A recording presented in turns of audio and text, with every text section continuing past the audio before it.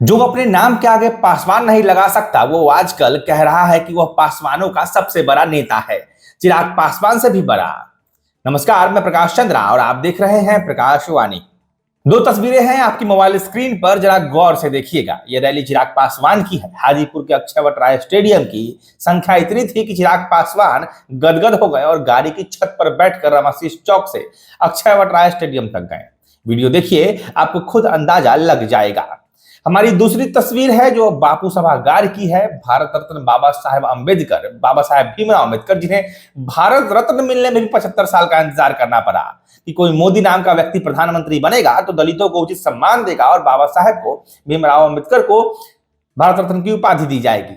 उस बाबा साहेब की जयंती पर बापू सभागार में पशुपति कुमार पारस की बुलाई गई भीड़ है। ये इन दोनों तस्वीरों में भीड़ की क्षमता का आकलन आप खुद कर लीजिए।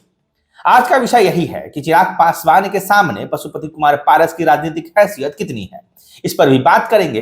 कहा जा रहा है कि चाचा पारस एनडीए से अलग हो गए हैं, लेकिन हकीकत यह है कि एनडीए ने उन्हें कब का बाहर जाने का रास्ता दिखा दिया था और उसके अलावा उनके पास कोई रास्ता भी नहीं था।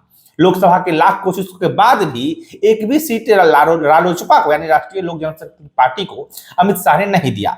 एनडीए का अपना जमीनी सर्वे होता है, उन्हें मालूम होता है कि पशुपति पारस का जनाधार अब बिहार में कितना रह गया है। पशुपति कुमार पारस को भी यह मालूम है, लेकिन सीट लेने के लिए उन्हें अपनी ताकत दिखानी पड़ेगी।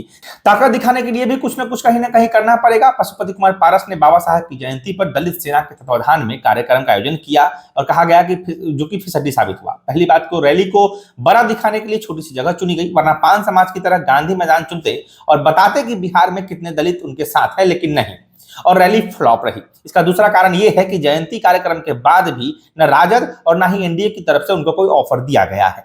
अब पशुपति कुमार पारस को अनाउंस करना पड़ रहा है कि वो सभी 243 सीटों पर चुनाव लड़ेंगे। हालांकि अभी भी उन्हें लालू प्रसाद यादव से कुछ उम्मीदें हैं। चिराग पासवान की बात करें तो जो निष्ठा, जो समर्पण चिराग पासवान ने दिखाया है पिछले कुछ सालों में, वो काबिल तारीफ है।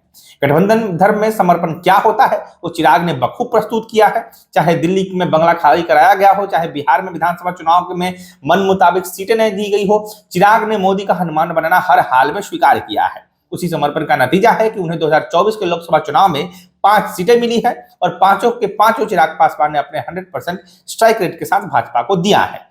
पशुपति कुमार पारस का चेहरा लोकप्रिय नहीं है, जबकि चिराग पासवान लोकप्रिय नेता है। पिछले 4 साल में चिराग पासवान जिस तरह से फील्ड में एक्टिव रहे हैं, बिहार में कोई भी दलित नेता शायद उतना एक्टिव नहीं रहा है।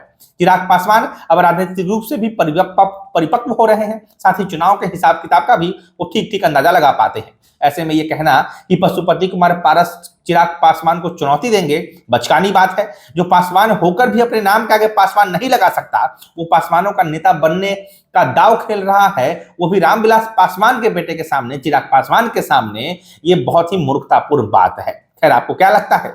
क्या वाकई पशुपति कुमार पारस पासवान दलित के सबसे बड़े नेता हैं? जवाब दीजिए कमेंट में। अगले वीडियो में हम आपको कुछ नया लेकर बताएंगे, कुछ नई राजनीतिक हलचलों को रूबरू कराएंगे। फिलहाल मैं प्रकाश चंद्रा, आप देख रहे हो प्रकाश वाणी को। चैनल को सब्सक्राइब कीजिए, अपने विचार हमें कमेंट में जरूर बताइएगा।